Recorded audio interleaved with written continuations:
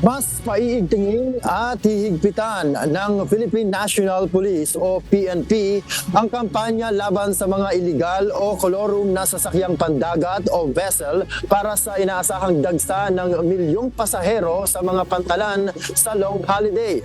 Inatasan ni PNP Chief General Benjamin Acorda Jr. kahapon, March 24, ang mga maritime police na tulungan ang Philippine Coast Guard o PCG ang paghuli sa iligal na passenger vessel para sa kaligtasan ng mga pasahero.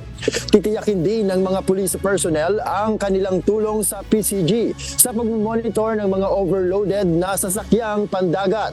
Kasama rin umano sa babantayan ang mga maliliit na port, lalo na ang mga walang Coast Guard. Hiningi rin ni General Acorda ang tulong na ang kooperasyon ng publiko upang mahuli ang mga paglabag sa pantalan.